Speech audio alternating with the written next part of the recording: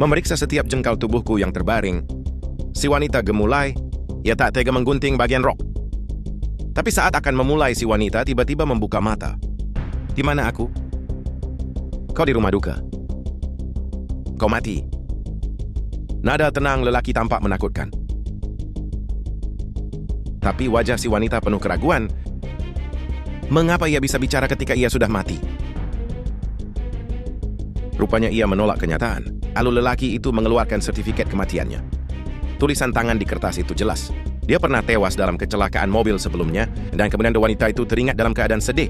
Dia memang mengemudi dan menabrak hingga kehilangan kesadaran setelah itu. Perasaan tubuhku yang sebenarnya membuatnya percaya bahwa dia masih hidup, tapi ketika Lawang merawatnya, dia mengakui.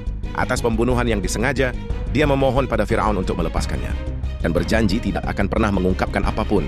Setelah mendengar ini, Lawang hanya menanggapinya dengan enteng. Orang yang datang ke sini takut mati ketika mereka hidup.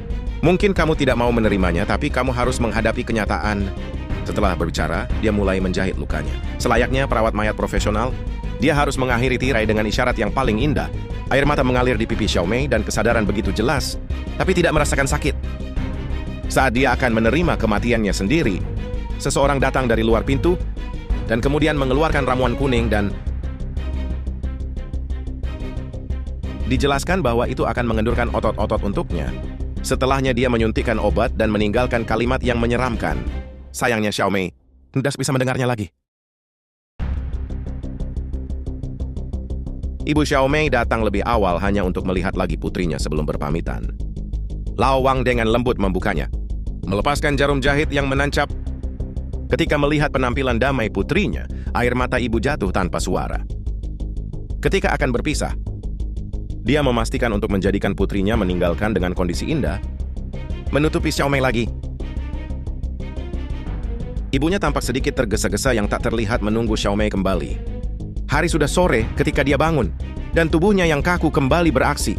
Dia merasakan denyut nadinya, tetapi dia tidak merasakan denyutan dan membanting lenganku tanpa rasa sakit. Dia benar-benar panik. Apakah kematian adalah kesimpulan yang sudah pasti? Dia sangat perlu memeriksa dengan dunia luar, tetapi sambungan telepon terputus. Dan bahkan pintu dikunci dari luar.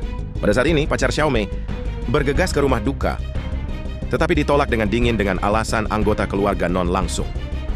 Tidak peduli bagaimana dia memohon pada Lawang, dia tidak pernah tergerak. Kecantikan kecil yang putus asa, aku melihat pacarku melalui celah pintu. Dia menampar pintu yang berat dan meneriakkan namanya dengan panik. Putus asa untuk mengirim pesan bahwa dia masih hidup, tetapi tidak ada tanggapan di luar pintu. Setelah Xiaomei memulai kualitas, tanya Firaun. Hanya aku yang bisa melihatmu apa adanya. Kata-kata yang menipu ini membuat Xiaomei semakin yakin bahwa dia baik-baik saja. Dia menyimpulkan bahwa Firaun pasti telah melakukan sesuatu, jadi dia keluar untuk menyiapkan peti mati. Xiaomei diam-diam menyembunyikan gunting, menusuk langsung tanpa memperhatikan, tetapi dengan mudah dihindari oleh pihak lain. Xiaomei dengan cepat bergegas ke pintu yang tertutup dan menemukan bahwa itu tidak bisa dibuka. Dia berbalik dan mengambil gunting untuk menghadapi Lawang. Tanpa diduga, Lawang berjalan lurus ke depan dan meraih pergelangan tangannya. Ayo. Tunggu apa lagi? Xiaomei akhirnya kehilangan keberanian untuk menusuk. Tapi Lawang mengatakan kepadanya dengan sungguh-sungguh bahwa alasan mengapa dia bisa berbicara dengannya adalah karena dia memiliki bakat khusus untuk bebas melihat berkeliaran hantu dan membimbing mereka menyeberangi pantai seberang. Yang disebut ferryman jiwa, apakah aku hantu? Adalah karena itu aku di sini, kau di sini, agar aku bisa menguburmu datang. Penjelasan yang tidak konsisten membuat Xiaomei semakin curiga. Ia harus mencari tahu kebenarannya. Tapi tugas pertama adalah melarikan diri dari tempat ini. Kesempatan itu akhirnya datang. Lawang mengambil mantel binatang dan ingin membiarkan ia mencobanya. Dan Xiaomei melihat milik Firaun, mantel tergantung di sebelahnya, jadi aku menyelinap pergi ketika aku tidak siap. Setelah mendapatkan kunci, ketika Lawang mengusir, ia segera mengeluarkan kunci dan mencoba membuka pintu seperti naga tahanan. Tapi dengan sekumpulan kunci seperti itu, ia hanya bisa menderita. Coba saja. Pada saat yang sama, Lawang yang sedang mengisi bahan bakar tidak menyadarinya sampai dia membayarnya dan menemukan bahwa kuncinya hilang. Hatinya, yang pertama bahkan tidak menyalakan mobil untuk bergegas kembali tanpa mencari kembaliannya. Dan kemudian Xiaomei akhirnya membuka pintu. Tapi belum menunggu untuk berlari keluar, di pintu dia menabrak Lawang yang bergegas kembali dan melihatnya melarikan diri. Tanpa harapan, dia buru-buru bersembunyi di kantor Lawang, meraih telepon rumah dan menghubungi nomor pacarnya. Untungnya suara yang akrab datang dari gagang telepon. Tapi sayangnya pacar sedih itu menganggap suara Xiaomei sebagai halusinasi kerinduan. Kemudian dia melemparkan ponsel ke atas meja. Tepat ketika Xiaomei ingin menghubunginya kembali, Lao Wang tiba-tiba lampu dinyalakan dari belakang.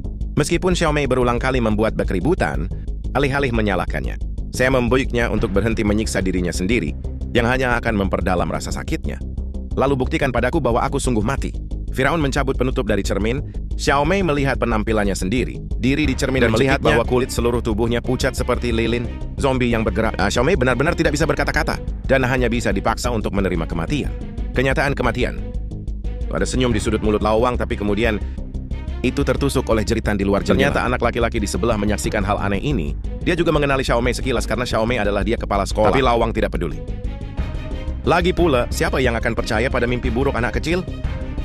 Tenggelam dalam keputusasaan tanpa menyadari napas yang dia hembuskan terlihat. Sebelum membuka mata, Lao Wang telah menyekanya hingga bersih. Sejak itu, Xiaomei benar-benar menyerah dan mulai membiarkan tubuhnya dijamah.